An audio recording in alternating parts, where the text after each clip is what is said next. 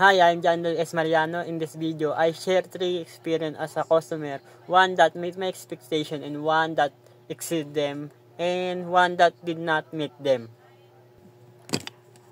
First, let me start with the foldable hair dryer I bought for only 98 pesos. The promotion in the back said it had a cold air function, but when I checked, there was not even a switch for it. The function was missing completely. At first, I was a bit disappointed. But since it was so cheap and it still worked, it met my basic expectation for the price. Next, we have a Nike Air Jordan shoe. This one really exceeded my expectation. The design was impressive, the comfort was excellent, and the durability was more than I expected. Because of that, my trust in Nike grows stronger and I become more loyal to the brand.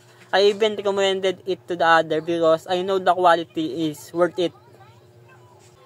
Finally, I will talk about my most disappointed experience. I bought a Samsung Tab S9 Ultra tablet from Lazada.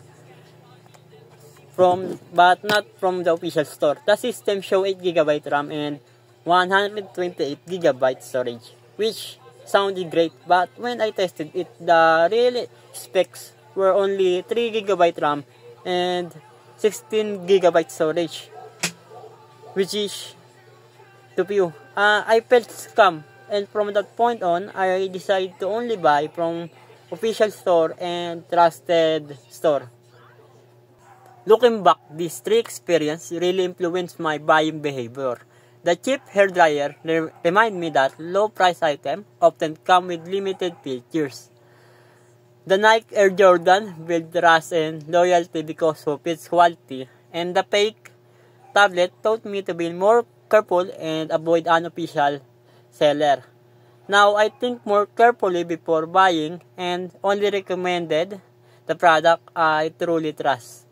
To sum it up, the product quality has a big impact on customer satisfaction, loyalty, and buying decision. Good experience build trust while bad one discourage customer. Thank you for watching.